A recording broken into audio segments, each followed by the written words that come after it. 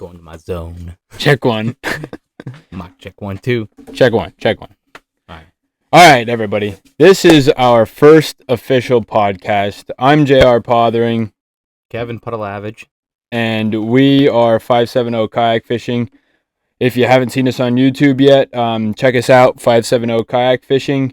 We got a couple videos up, and this is our first ever podcast. Now, where we're going with this podcast is, this first podcast is going to be about where we're going, or what we've done to get to this point, where we've been, our fishing careers, and where we're going next. But as far as the future of this podcast, it'll be every month, and it'll be the tournaments or just the fun fishing that we've done in that month period. Maybe the previous 2 or 3 tournaments, and then what's coming up in the future. So, what do you think about that? Yeah, and I think the whys. I mean, that's where you start, is the whys. Why do we do this? Where do we get it from? What drives us to do what we do? Exactly. Right now, we were fishing together for many years, and then last year the kayak fishing. I was introduced to kayak fishing last year. First time on a kayak. Yeah, so we're brand new to this. We've both fished for a long time, but kayak fishing and tournament wise, last year, first stuff. We both fished our first kayak tournament together. Yeah, we right to it, right to the kayak tournaments. Did it together. We did several of them. I think last year we did a total of 9. You might have did 10. Yeah. That you'd won. I think so. Yeah. 2 of those. And my best was a 3rd place finish. But yeah, enough on that right now. But going back a little bit more time is, that's where we're at right now. Coming into a new season, our 2nd season. So where did we come from? Yeah. How about you, JR? Where did you go?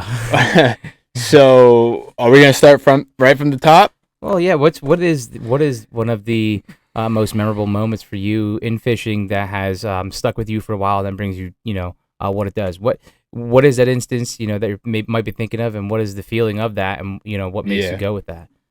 So basically, I have to thank my mother first and foremost. She's the one that got me into fishing. She used to take me out to the local ponds, and I'd catch sunfish and bluegill and everything like that. But my dad had a big part in the outdoors, but he wasn't quite the fisherman.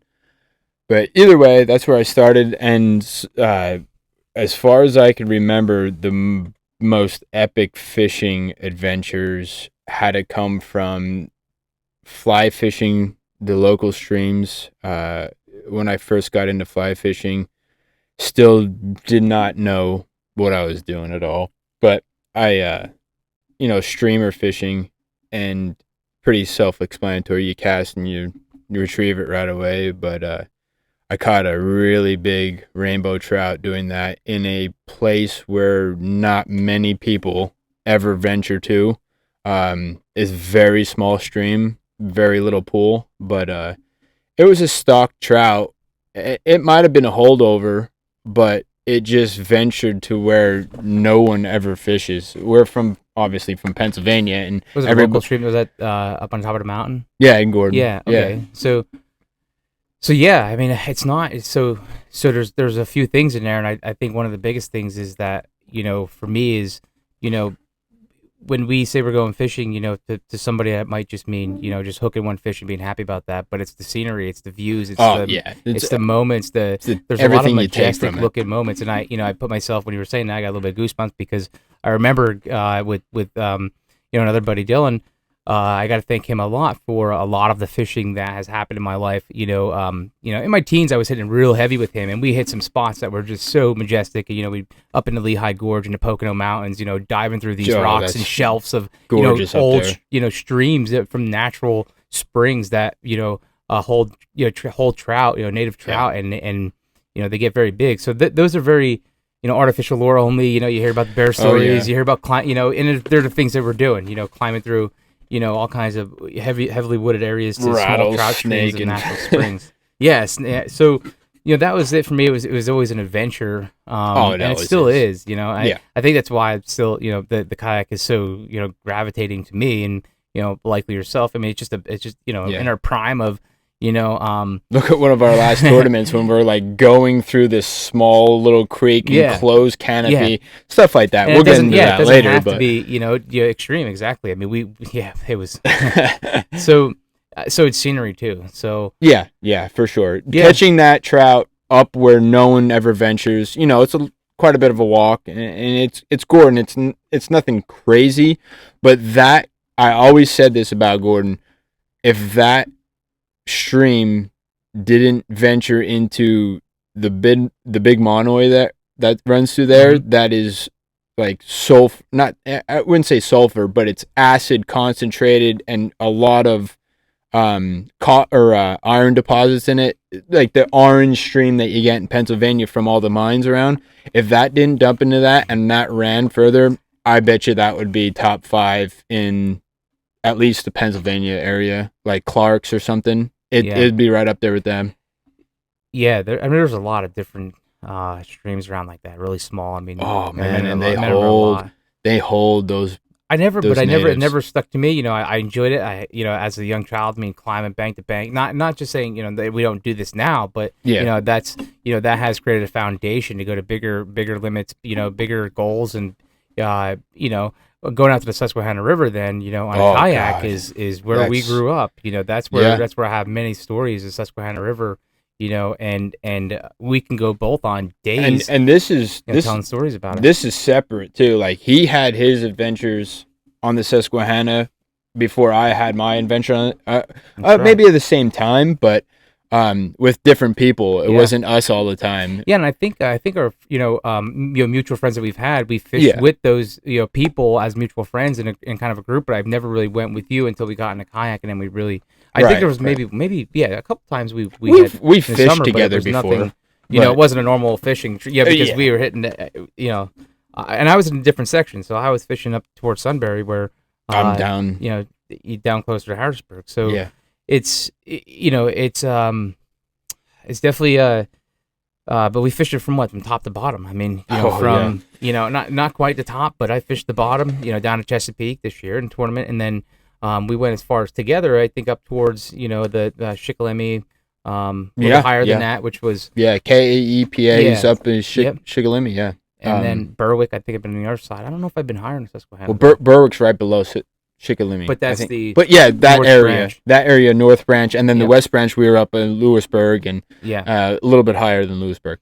But either way, I mean, that's the section. I mean, you can't get much better fishing smallmouth wise Yeah. than anything else in that. And other species. I mean, you caught your biggest muskie, man. That was huge. It's on his Yep. wall at home. Yeah. Yeah, poor thing. I didn't know what to do at the time. I mean, I was a very inexperienced angler, so I feel bad that the fish had to go. But it's part of it. That is part of it. I mean, Yeah. we don't feel You learn. bad when we do those things, and it feels good to be able to protect them and put them back in the water safely. And that one unfortunately is on for him is on the wall. For me, it's a great piece. It's a great Yeah. memory, and even without it, I still would have those vivid memories, and Oh yeah, I of plan to course, share those things over time. of course. But it reminds you of it Yeah, being on absolutely. the wall. I have a little bit of a background in saltwater fishing, which I'll touch on quickly. But my family and close friends of ours would go down the beach every year, and they had a small boat. I believe, their boat. He had a bigger boat. I'm not going to mention any names really, but he had a bigger boat, and I think I might have been on that a couple times out of Indian River Inlet in Delaware. But his smaller boat, I think it's a 20-foot bay boat. We used to take it offshore. Either way, but Yeah, so that's yeah, it's and what so what how did you so what was your guys' approach? I mean, to go from because that was all of a sudden. I mean, that was something that well, of yeah, course you had your firstborn child here, Ace, and Alicia first time parents, and yeah.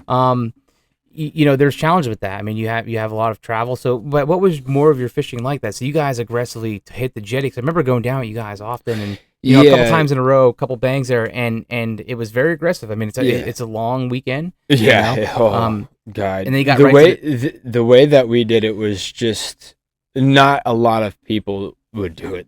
I mean, sleeping in the truck, which is first of all, I'm pretty sure very frowned upon, if not illegal. well, you know, Whatever. it's all within the limits. Yeah, yeah. So I mean, you're gonna do what you got to do to to fish, but yeah, going back to where we had the family friend and going down to Delaware and stuff, that kind of got me introduced into saltwater, and it was only a short matter of time where I fell in love with the ocean and fishing the ocean, and I mean, you never know what you're gonna get into. It's crazy, but yeah, going down to the beach. The last 3 or 4 years, I think you came down with us. You were out on the boat with us once, I think. But before the boat, you were down on the jetty with us and fishing, striper fishing off the jetty and blue fishing, and we did a lot of land-based shark fishing. We always wanted to catch something big, so we did a lot of land-based shark fishing. We ended up being on Fox News the one time for a big shark that I caught. But either way, that was with our friend Timmy that should be on this podcast with us. He will be soon. He'll be on this soon, but we'll get him into it. But either way, big aspect of shark or saltwater fishing, running offshore. Timmy, a good friend of ours, he bought a boat, 25-foot center console. We'd run offshore with it. We never caught tuna. I mean, we caught albacore, but we caught a big shark, mahi, stuff like that. That played a big role into me, getting into fishing. But like you said, when Alicia got pregnant and I knew that stuff had to calm down, we'd go down every weekend. Every weekend we'd go down. I know that stuff had to calm down, so I'm like, and me and Alicia even with two children myself, that yeah, I'd still trying to, I banged it. Like I said, it was a couple bangers for me. It was over tough. a 2-year time, and it is a lot. And yeah. But I will say, I have gotten into saltwater fishing this year, and actually before I went deep sea this year, first time, you and I talked about it over the winter about possibly setting up a trip so we could take kayaks and go to, more of a, a lot further south, to some islands and, do some big game fishing and some, not too far, some inshore fishing and Get down to Panama. So yeah, and then I hooked, on the boat deep sea, just recently. That my all of my experience, of course, saltwater has been with you guys, and just surf fishing and but you still have that love. Oh yes, for that style. Yeah, the ocean. Well, I mean, when I was down on the beach my first time, 15 years old, at Ocean City, Maryland, and I'm walking, across the main street constantly to get to the back to the bay and the ocean. I didn't know which way I wanted to go. I drop the bait and I go to surf and then throw lures. So. Yeah, I mean it's always been there. There's always a rod in my hand, but kayak fishing saltwater some days to come too. And right now the freshwater is where we're at, and it's we see a lot of we get out as much as we can. I mean we're I don't even know if you can call us quite weekend warriors because we're a lot more time. Yeah. Here we are. Even though we're not on the water, we're still on a Tuesday fishing night. on a Tuesday night or rigging rods on all week. But either way, thank you, Tiffany, and for yeah. Shout out to Alicia, my wife. Yeah, she deals with a lot, but they both do. But that's one thing that we talked about when we had Ace and stuff, and me not going down to the beach and the ocean as much anymore, and Tim ended up selling his boat because of that. And I mean, if you're not going to use a boat, if you let a boat sit, we found out pretty quick, if you let a boat sit, it ain't gonna last long. You got to use the boat to make it last. So that being said, Tim sold the boat, and that's when I was like, all right, I'm gonna, and Alicia appreciates what I do, and she likes that I love fishing, so she's like, well, we got to find something that you can still do. You can still fish, but it's got to be semi close to home, and here we are. Kayak, get closer. yeah, exactly. So yeah, that that's kind of a little bit of background. Moving forward, let's talk about right now. Where we sit as far as our involvement with tournaments. Let's go back to last year's, like when we first got started. Okay, with yeah, tournaments, tournament fishing this in general. strictly tournament. Yeah, I mean that's what we're doing. That's what we want to be, that's what we're sharing at. about. So the start of it. Go ahead. Our first tournament together was Kayak Anglers of Central Pennsylvania, I believe. Middle Susky. Yeah, was it Slay Nation or no? It was Kayak Anglers of Eastern or Central. KEPA. I have them all at home still. Actually, KCPA or EPA? EPA.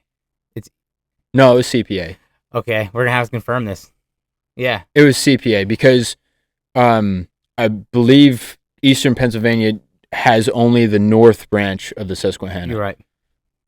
Central has from, I guess, the Fiber Dam down to Juniata. Yep. Or so. So that was our first one, and that was that in June? Yes, it was. I think May, it was. It might have been late May.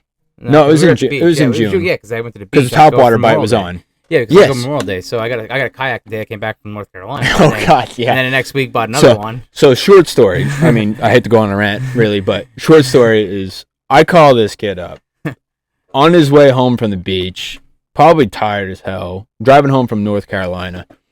I said, "Hey, I'm going to the river tomorrow. I'm gonna do some smallmouth fishing." He goes, "That sounds pretty good." Yeah. I'm like, I could probably get you a kayak. I had my kayak. I had a Jackson Cuda 12 that I bought for kayak fishing that year. And he's like, well, maybe I'll just go up to Dunham's. And I did. And he did. I did that evening. And then we went out Sunday morning. Yes. That was the first time I'm in a kayak for the river. I mean, yeah. That's only my second time in a kayak. I mean, the day before, or, the vacation of North Carolina was the first time I was in a kayak, and we took it right out to surf with Tyler, my brother-in-law, and it was his first time in a kayak. So we were on vacation and bolted kayak right out through the surf to drop a bait, and we didn't drop bait. We didn't do that. It was you were just fishing out there. Well, it was hard enough to get through. And figure it out. Yeah. So first time on a kayak, doing it in the ocean in the surf. It was pretty fun. I came home and then Sunday went right to the river where my roots were and are, and instantly realized I need to upgrade this. First trip I was pretty short. He had I don't even know what it was called. What Pelican? I still have it. Pelican.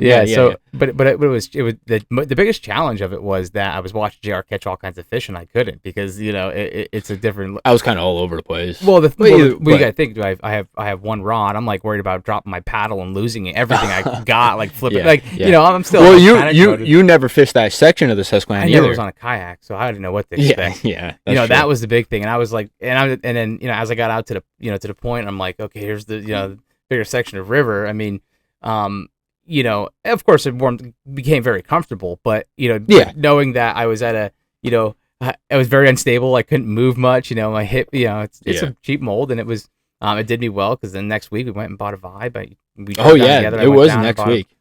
Down at Bass Pro, and used one and used. We got in a tournament. I think it was that weekend. Holy shit!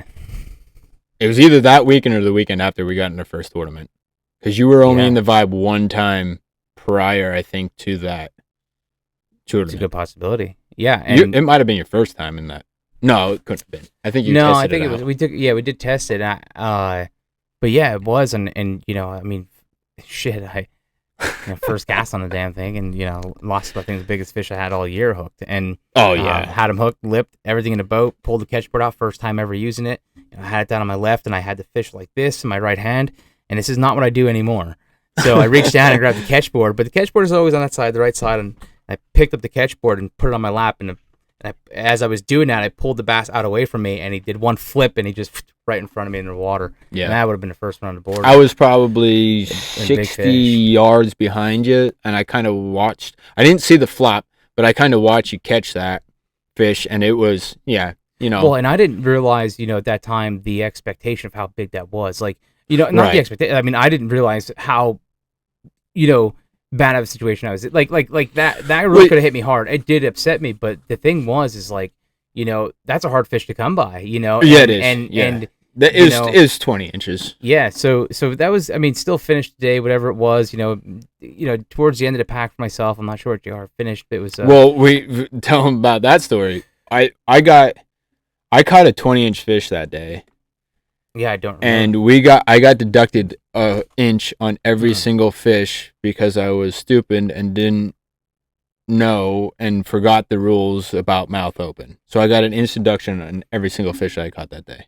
Yeah, well, I think almost every single tournament had some kind of infraction or something that happened. Something You happened. know, Something. but yeah, that's the learning curve. I mean, the thing Oh is yeah. is not to get looking back on it, what would I do different? Well, I wouldn't be so hard on myself, when those things Yeah. happen. Exactly. Because Maybe calm yourself down a little bit. It's tough to yeah, do that, but well, it's a lot. Yeah, it's a lot of especially when you emotion, put adrenaline, like and that gauge of a fish on the board, yeah, or have that gauge of a fish holding it or in your boat or something like that. It's hard to calm down yeah. and do the things that you need to do to get it right. To stay efficient. I mean, being quiet. We talked about earlier is all those things come into play. I mean, you got to keep calm, and that's the thing is just not being so hard. And we've learned from. I mean, I've learned from my mistakes. I was in a power hour later in Oh the yeah. season. Well, the next tournament was Slay Nation, which I think I'd finished 8th or 9th, and so I was Yeah, very you did proud of better that. than Maybe me. there's only I think I 20 was some in it, down but 12 it or was something.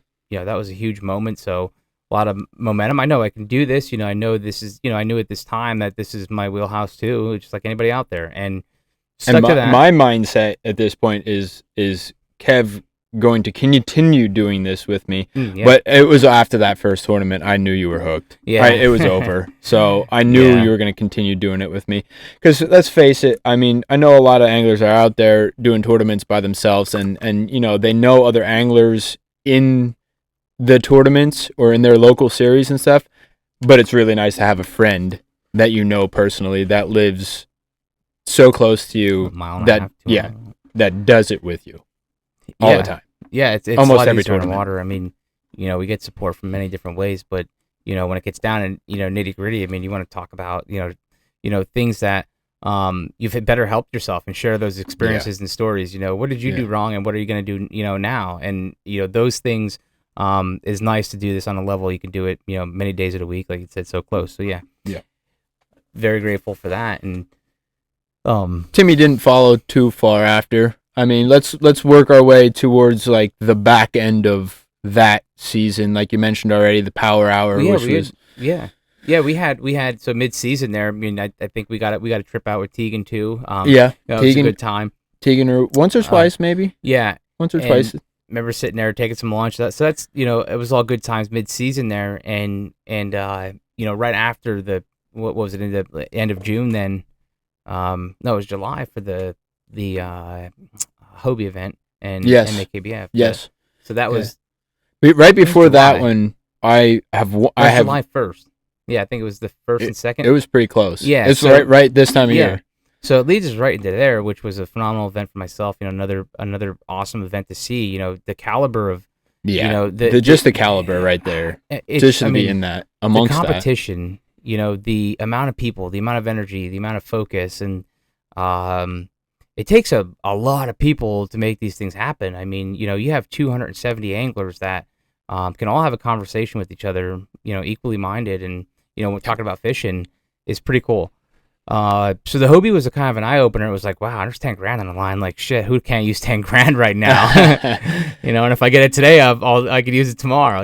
So when you throw those in, that's not what it's for. And you weren't, and you weren't even in the Hobie. You were in the MAKBF. We were too late for the Hobie. Yeah, I mean the payout was at that point was great for BAMKBF, but to see that actually had Drew Gregory, approached me on the river there, and Christine Fisher's there. Top Guns. Yeah, and I didn't realize what it was. So just kind of taking this stuff in, still am, and then the Power Hour was right behind that, the next month, and that was more September, end of September. You have a great story about Drew Gregory, and maybe we'll save that for the next one, for the next podcast. But that is a great story. Yeah, it is. Won't forget it. So you'll never forget that. That's funny. Yeah, but as far as going through the middle of the end of the season, that was a big one for you, being in the MAKBF during the Hobie, and was 270 anglers on the water. It was a lot of pressure leading up into that, and you didn't do too bad. I mean, you fished it out, and it was a hard weekend to fish that. Yeah, it was. It was the second day. I mean, it was brutally hot. Like from 10 a.m. to 1 was just brutal, and the water conditions were very low, so people were having to wade their kayaks through areas, and we fished it shortly after that, and it got a little bit lower. Conditions. And when it's, that's what makes Susquehanna so beautiful, though, is there is so many spots where you can climb over a small gravel patch that was from an island that wasn't there yesterday, but today the fish are literally 1 foot down and right at the edge of the water. It's, you have those spots, and then you have pockets and shelves and rocks that go 12, 14 feet deep. I mean, you can't get to them, but they're it's very interesting. So at this point in my tournament, so I wasn't in that one. I did fish it with you the second day. I wasn't in the tournament, but I kind of wanted to see what was going on, and I did fish it a little bit, and I did not do good. It was pressured very hard. A lot of anglers. And I don't think it was necessarily the pressure. I think it was more like what you were saying, the heat and the water conditions were very low, and the river needed a break at that point. Yeah, it did. I think this year it was it's nice to see that we have a lot of action there this year. There's not as much as we'd always like it to be, but for the fishing aspect, it does take time for that to the waters to calm back down and fish to collect them. You got a lot of people, a lot of fish caught, but there's still a lot more there. And there is. Susquehanna is just remarkable. But at this point, we pretty much fished all of Susquehanna last year. I mean, it was loaded with Susquehanna tournaments. So then, even further down, then we fished, Goldsboro. Before that was a lower Susquehanna. That was down by Columbia. Columbia, exactly. Columbia, and so we fished Columbia. We both, I think, kind of struggled there. There was some good points we pulled out. But it was a total different change up, and so we were stuck on the Susquehanna, and then after that was the Goldsboro. And then that was the big tournament for both of us, and I'll digress there, and ask JR, and to share his story with that, because he did come away with the win on that, but an impressive. So the story, the whole story behind, I did win that tournament, and the whole story behind it leading up to it is just absolutely insane. And I'll briefly go over it, but and it was Tim's first tournament. That was Tim's first tournament. He bought a Hobie PA-14 on Friday and fished this tournament on Saturday morning. So he was like really just getting used to the kayak this whole tournament, and river fishing in general. We've done it quite a bit more than him before he got into this tournament. But regardless, he had a great time in his new kayak. I mean, you see him in the morning, with the 360 kicking it sideways and stuff. It was pretty neat. But we launched. Me and you found out what was going to work pretty much simultaneously, and I was on the exact opposite side of the river and I was on a weed bed, or not a weed bed, but a grass island, and you were on a big island. But you caught that one fish. Yeah, right we were traveling down, and I think lines in were like 6:15. I was up above you quite a bit, because I was going to fish that bank originally. And the sky was like pink and orange. I remember it was just it was a great scenery, and we were floating downstream, and we knew we had a long float. We had 11 miles that we actually floated all together, with paddling and stuff. So as we're coming down, the first 15-20 minutes, it took me about a half hour to come on a weed bed, and I noticed a lot of jumping and a big aggressive strike on the bank, chasing some bait around, and I kind of slowed up, and I know prior to the morning, we had discussed, we all, like we always do, like, hey, which way you going? We don't, never want to cross paths with other anglers and be in that range, but you actually decided, prior to that, were saying, in the morning that you were going to hug that bank, and that changed. It changed very quickly, because I was fishing topwater. So I kind of contemplated it, because you were still, behind, but out to the side of me, and that and I was like, man, do I move over, because we talked about it, but you don't just stop and say, hey, you want your spot. It's kind of like that's the way the morning went. And So I caught this weed bed. I saw the first island coming up that was probably about 150 yards, and I was going along with this weed bed that just started, and all this slack water to the right where that action was happening, a little bit of rising. So I threw along the weed bed that I was coming down on, and caught actually he came. I'm pretty sure he came from that weed bed out, and then came behind it and really stalked it. So I stopped, and I caught that when I was like a 17 on a jerk bait off the weed bed, and then I made a turn to go into this cove, like the slack water, which seemed like a cove, but there it was hard. It was a lot of grass. There was a ton. The vegetation was very, very strong at certain points of the river, and we got down to the bottom especially. It was. So I quickly got out of there. I didn't want to spend time because that island was just calling my name, and then made it down to the island and start hitting into a couple on top of the island as I was coming down, and then I swung around, slowly dropped the river stick this time, and planted it nicely, but I still had to turn, completely around the fish behind me, the point of this island. I was underneath it, and it was fish after fish, and at that point, I was my adrenaline was flowing, and I was in the zone, and I was putting fish after fish back in the water and taking pictures, and by the time I knew it was 2.5 hours, 3 hours passed by, and I'm sitting, where I want to be in a good spot, and JR's like, well, fuck, so did I, and he just, I started getting on, and then we had conversation. I think I called you. You had a few at that point too, I think. I think I called you and be like, yo, I think I figured this out. And you're like, oh, I have figured this out. Yeah, but the morning to me was, like he said, like Kev said, I was behind him and I wanted to work that bank down. Mm-hmm. And I quickly realized that there was a lot of weeds or grass on top of the water, and I could not top water fish like I wanted to. So I literally darted straight across the river. Yeah. Like didn't stop, straight across the river. You made your mind very quickly. Yeah. I found a grass island, just a little grass island, and I'm like, yeah, I'm going to throw in front of that. Yeah. Because Because actually we did talk, because after I'd caught the first one, I think, I don't know if it was Timmy, I don't know if he had something going, whatever the case may be, but we had a conversation, and I just called to tell you that that's what it was, but there was nothing going on for the first like hour. I mean, because we didn't drift down those islands for about an hour, so we were in, but from there on it was just lights out. Oh god. So at one point I would go back and forth between 2 points of islands, and I think I came around the first time I caught an 18 3/4 or so. The first fish I caught that day was actually like a 17 or something like that, and then I caught a bunch of small ones in that same spot, so I moved on. I caught an 18 3/4, I think, at the second island I pulled up to, and I'm like, okay, I caught one here. I'm just gonna bounce over and check this other island in front of me out, and I bounced over to that one quick, and it was only like, these islands are pretty close together. It was only, and I'm in the Jackson yet. It's all paddle. Kev's all paddle. I just went over there quick, and it was kind of upstream a little bit, so I wanted to kind of really get in front of the island, and I river sticked up, anchored up with the river stick, threw down, first fish, 20 1/4. Like, came, fought like crazy, wrapped around the anchor, the river stick. As I was netting him, I could hear him flopping underneath the boat.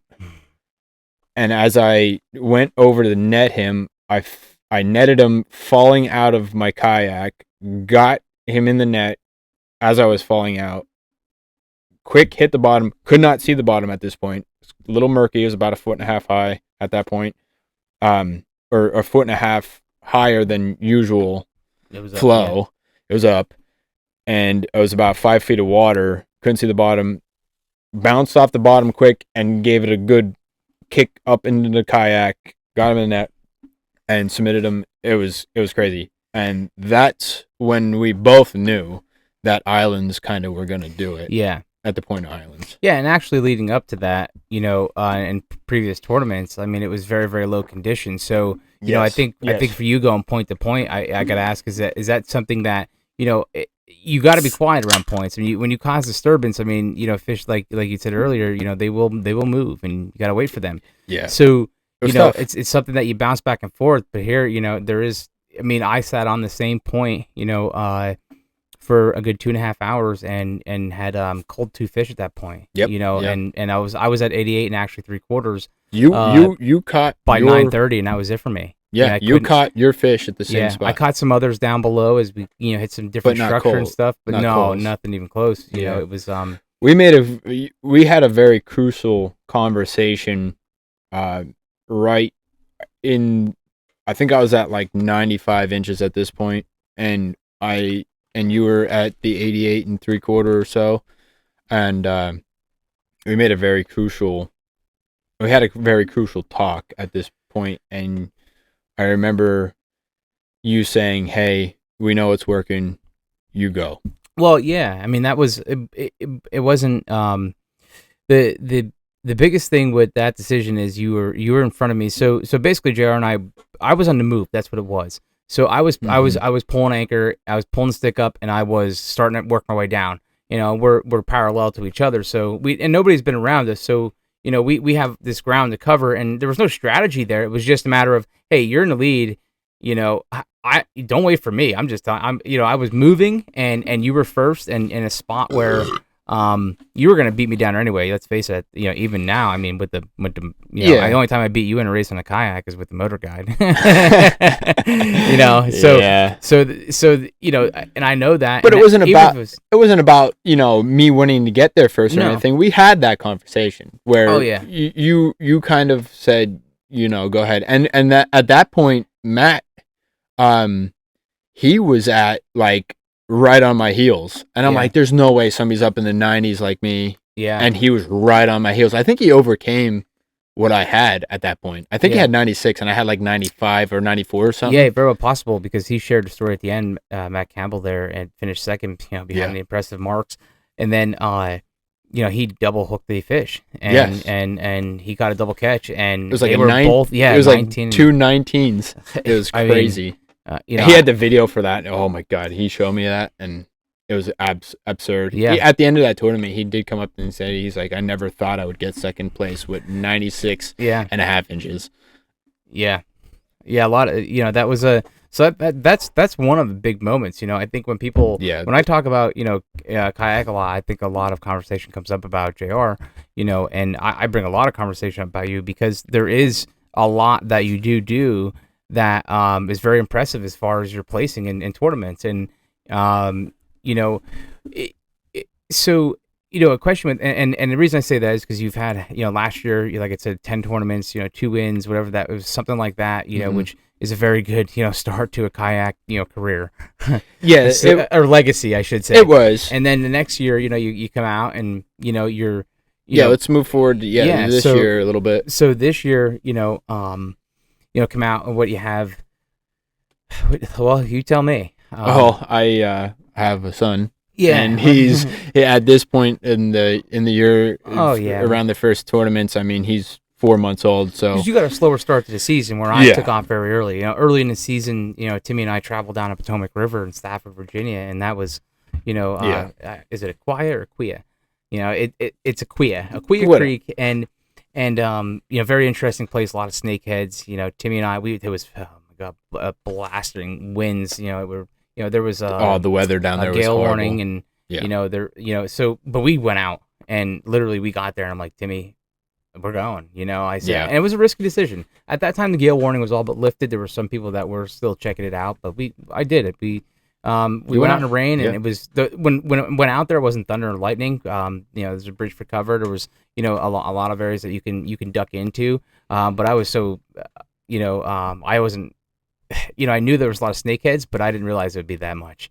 The snakeheads jumping around, with the rain and constantly at the water was something cool to see. A little bit eerie. It did take my focus off. A little bit to what I was there for. But that's just taking it in. I mean, so we did the Potomac, and still fit. It was a 2-day tournament. Well, actually, it was originally going to be a 2-day tournament, and then it was switched to a 1-1. So they did MAKBF, the tournament series that we like to do the most.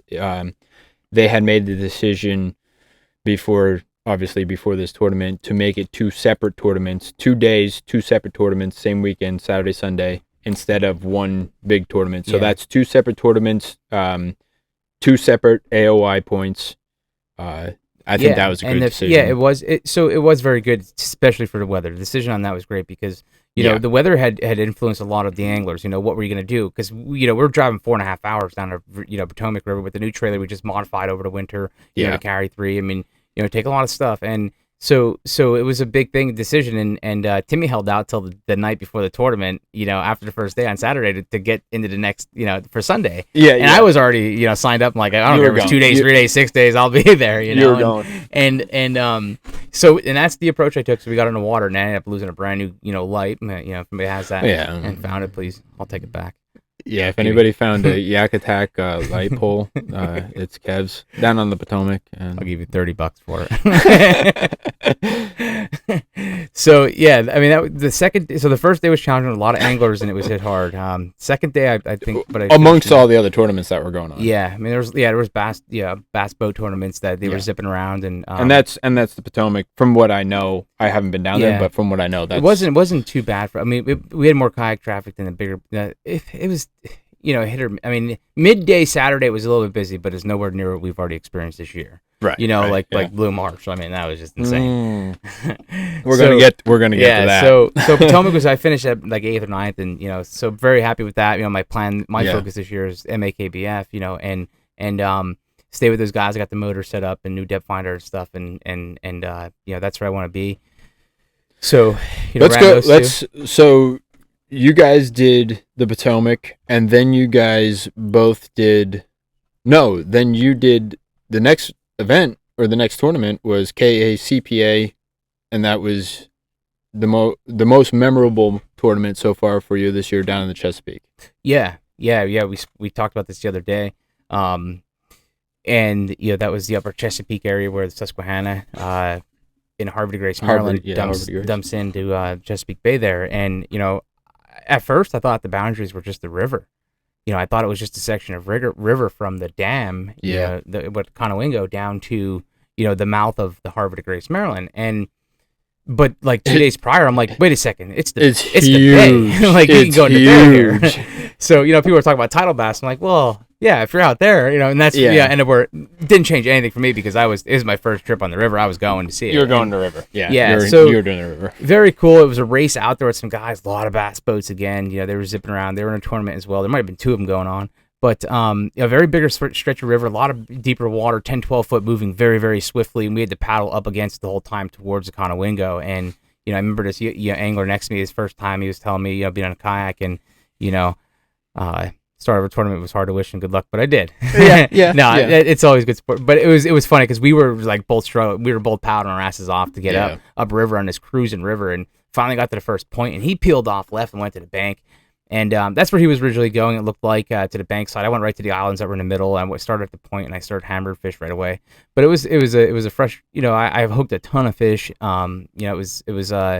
I got the river blues out. I'm ready for the 8th, so got a lot of river blues out. I mean, my GoPro, I had some malfunctions there. I actually dipped it in the water before it went in, and so you had a lot of very how do I put it? Like you had a lot of upsets very throughout a lot of things the day. On my mind. Yeah, there was a lot of things happening. Well, I drove down myself, and it was a 2.5 hour ride, 2 hours 15 to Harvey de Grace at 3 a.m. So that was like, so try to keep, in you don't have nobody to talk to. Or So exactly. So that was different, and then pulling up and just having hesitation, just seeing new things, and how do you work around here? It's in Maryland, so there, it's a different approach. And when I got up these islands, I was worried about these other things and small things. I'm fumbling. Right. But the thing was, I knew the whole time I didn't get down on it. The thing was, I knew I was on the fish and people weren't. I remember you called me in the morning and said, "Dude, you're like the only one with fish on the board, and now you have 2." Yeah. And nobody. It wasn't really happening. So I was at 3 fish, and I think everybody was at 1 or less, and nobody really sandbagged or anything. And I knew that because the fishing was very tough. But there was a spritz of rain, there was no rain, and then finally I hooked into a striper. I was starting to lose a little bit of, I was working, I was losing fish, and then I hooked this striper. I tried everything. I was starting the old morale boost, like striper. Yeah, 26-inch first striper ever and caught on a kayak, and I didn't realize, man, when he hit it really hard, and I reeled him once. I do have some of that on video. I think all of it. I think pulling them in maybe, and he's he your took GoPro is like two big runs right down under the boat, and that was pretty cool to feel that power and get him in quickly. Yeah.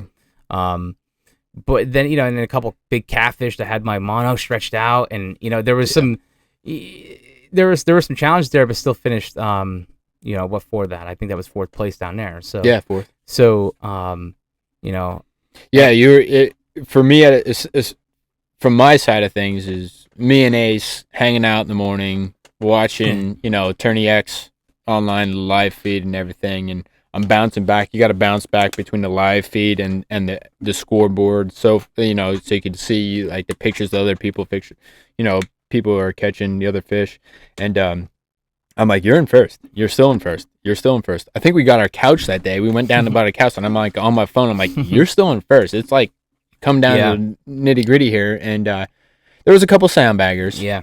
There's a couple sandbaggers. Yeah, but nothing that would have hurt me with what I've lost myself. Right, it was like they're bittersweet moments. It's kind of like you had it in the bag, but it slipped away, and what can I do now? Yeah. And I've had those. I've had many of those, and I had more than you, so that's different point of view. Whereas whether you expect it or not, when you put yourself in that position, actually it happens. You win a couple tournaments, and then versus with the things I might be talking about, there's a different perspective, and it's like it's a chip on the shoulder. I mean, everybody knows what it is to keep grinding. I'm not saying you don't know how to grind. We all you play hockey as everybody grinds out there. So it's grinding, and everybody it's coming for the guys and girls that are in tournaments and stuff. And when you come in and everybody's hanging around at the award ceremony and stuff, and you go off and spout out about, oh, I lost this fish, I lost this fish, I lost this. Everybody lost fish that day. Yeah, everybody lost. Right. Everybody lost the fish that day. I mean, we talk about it like we're done tournament. Yeah. Oh, I lost this one, I lost this one, and you're I lost this one, I lost this one. Everybody loses. I guess fish. Why, why does it feel like it lost more than what I put in? Well, the thing is with fishing is you always think they're bigger than they actually are. Yeah, exactly. Yeah. I mean, I lost. You lost the 12-incher, but it was. It always feels like an 18. The biggest one. It was an 18. Yeah, they're all the biggest one. Yeah, it's the one that got away. Yeah, that's it. So I mean,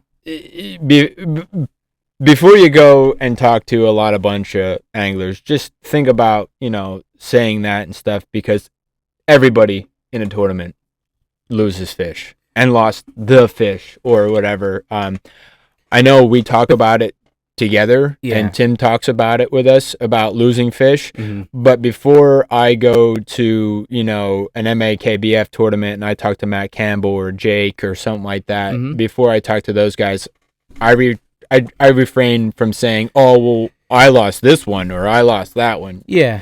Yeah, that's an ethical thing for you, because they might have valued. Yeah. They might have lost 320s, 20-inchers. Exactly. You never know. Yeah, everybody loses why talk fish. About sorrow of that? Yeah, exactly. It's like misery loves company. But let's talk. Let's go on to the next tournament then. You would come in. I've come in. Your first tournament Morel Creek. Was Morel Creek. Or Merrill Creek. I'm sorry. I keep on saying Morel, but it's Merrill Creek. Don't beat it up too bad. Oh, boy. Merrill Creek. So. You guys don't like fishing around there? What? Yeah. Oh, God. I opted out of this one. I know I had a lot going on, so I could just see this from an audience. Yeah. I got the, yeah. So I obviously discussed this with Kev about getting in this tournament and everything like that, and he opted out of it, and he probably did that for a reason. But either way, me and Tim went up to Merrill Creek. All I got to say about Merrill Creek has nothing to do with KAEPA at all. Did everything within the limits and what they everything. What they were asked to do, did everything they can do to get the tournament there and have it there. So kudos to keep it going. Yes. I mean, that's and honestly, when you look at it and everything, and you look at the diversity of fish that are in Merrill Creek and everything, it's an outstanding fishery. Yeah. And I'm not saying this because I didn't catch a fish that day, but I caught 2 fish, but they weren't submittable fish. They were 2 rock bass. Either way, kudos to the guys that found it that day. I didn't find it. But all I gotta say is I'll never fish there again. And it's not, like I said, to do with anything of the tournament standpoint. It was Merrill Creek. It was. How would you feel if people were interested to come around here and fish our lakes in a tournament? I'd be fine. I mean, would you be happy about it? Would you, if there's more fishing brought to the area to our and more? It depends where it was. Yeah, if it's on Blue Marsh, you can't fit no more people on Blue Marsh. No, I'm saying local lakes. Like if they're say or Tuscarora, there was a tournament or something. Like does it make you feel better that it's closer to home and that you can participate in things like that? Yeah, that's fine with me. Right. So that's the difference of the personnel that's going on at or how they manage that. It's kind of as an outsider you're traveling very far and you're restricted on things that you do normally and are on a safe level. But Merrill, I keep on saying Merrill Creek is a little different because it's privately owned and it's. Oh, so it is private. It's privately owned. From what I know, it's privately owned, and they open the gates at 7 o'clock. I think 7:30. I think they open the gates. So we're sitting in the parking lot before this tournament, and it's like prime fishing time. Up into us to leave the parking lot to go in to get in the gates. And once we get there's a guy, directing traffic and where we could park and where we can't park. I mean, they're very strict about parking. That was all fine. We got ready really quick. Me and Tim did, and it was a shotgun start when they were trying not to do a shotgun start, but everybody met at the parking lot. Everybody went through the gate at the same time almost. It was like a train of kayak anglers going to Merrill Creek through the gate. Just sounds awkward. It was. And how can you not have a shotgun start? So we ended up having a shotgun start. Either way. Anyway, fished the whole tournament. It's tough to plan around that. And during and it took a lot out of me not to just say, Timmy wasn't doing good. I'm like, let's just go home. But I'm not a quitter. I kept at it. Timmy kept at it too. He was very determined to catch a fish. I mean, he was very determined, and I was too there. But at the end, towards the end, when we were kind of like fishing but working our way back to the ramp, this guy comes out on this boat and starts yelling at everybody. Anybody that was standing in their kayak, he's like, you can't stand in your kayak on this lake. And that right there gave me a freaking huge, I'm not doing this again. That's, I mean, it's, there's times that you must, for the safety of a kayak, there's times that you have to stand up. Yeah. With the kayaks that we're using, it's we could sit on it all day long, but there's a time where you may need to stand and just to be able to feel that pressure. All these guys, from what we learned, towards the end of the day, all these guys were catching them off beds, and that's fine. I'm not a huge bed fisherman. So I want to see what was your strategy. Yeah. So everybody was standing in their kayak so they could see the beds. Yeah. Okay. So everybody was just looking down. So that's what you do. So and a lot of people were on their feet. My strategy was try to catch smallmouth. Yeah. I was drop shot and I was doing everything I can to try to catch a smallmouth. And it just didn't work. So majority of people were standing. Yeah. Anybody that caught on to catching them on a bed was standing in their kayak so they could see them on the bed. Yeah. So and that's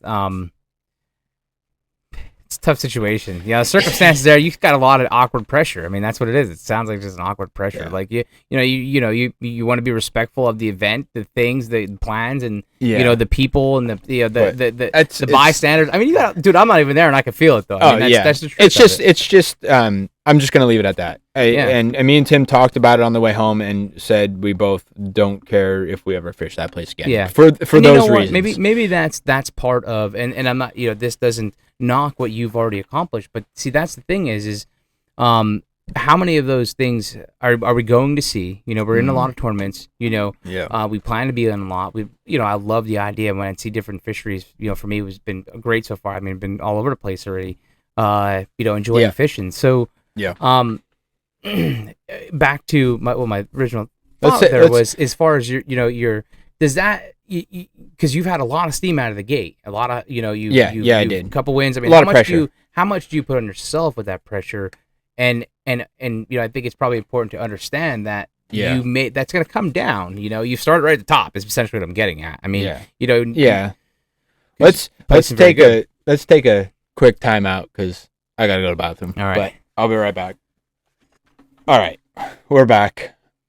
Kev's getting his headset on, and here we go. All right, so going towards what were you saying? The pressure of me. Well, just starting on a very high note as far as being, a couple wins, high placing in tournaments, only 10 a couple that 10 maybe down tournaments, for you. 2 wins in that year. Do you feel pressure that I don't anymore. to yourself that if you don't come out with the top 3, top 5, And no, and I'll tell you this right now.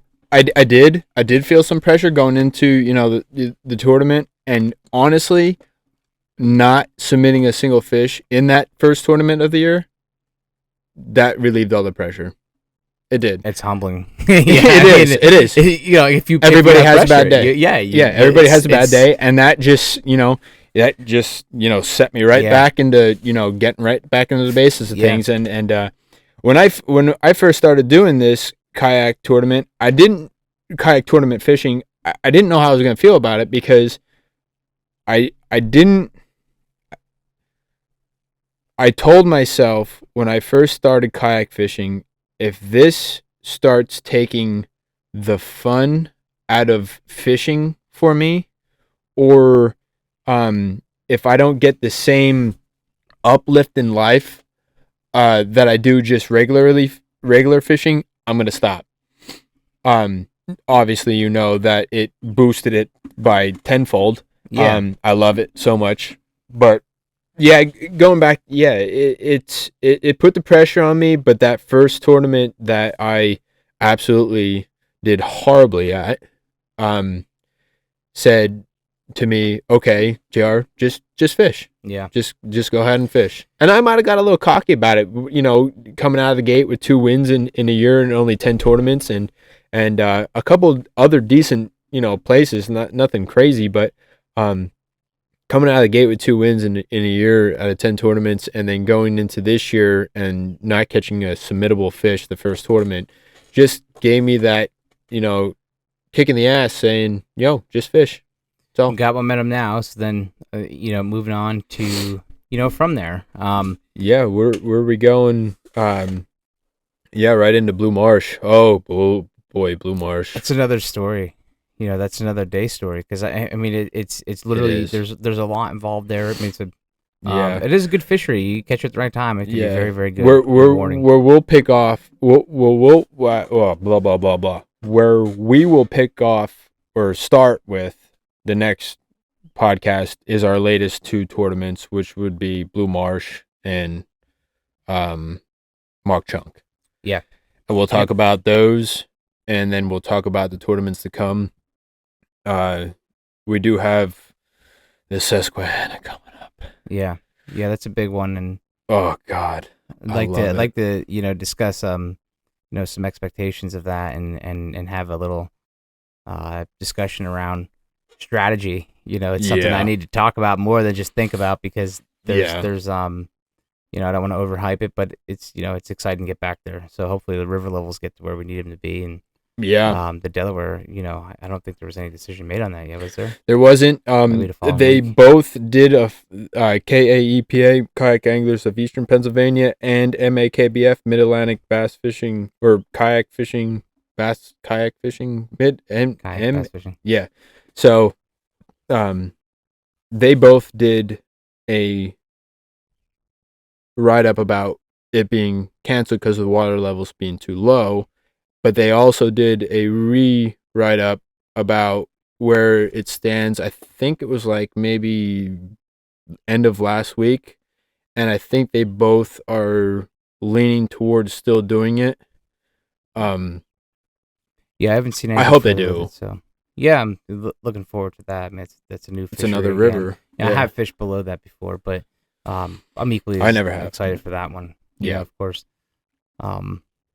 But that's coming up.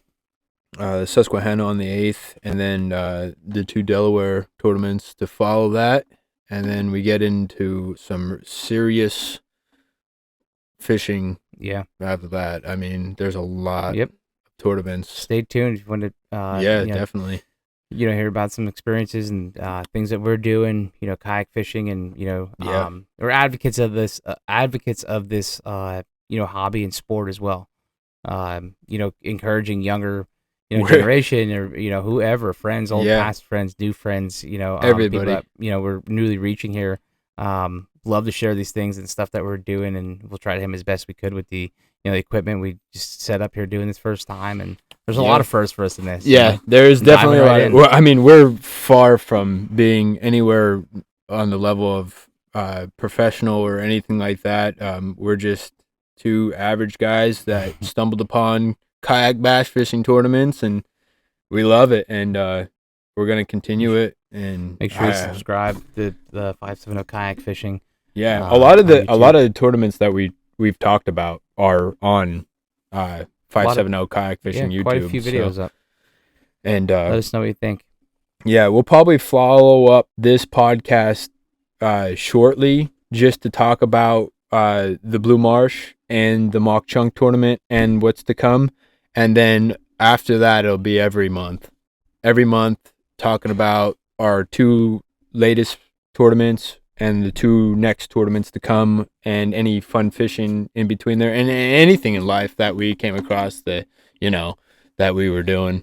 Yep. We get into a lot of stuff with hunting season and Pennsylvania deer license situations that I'll touch on. Good blooper. Yeah. Well, thanks for watching. Yeah, thank you, and we'll see you next time.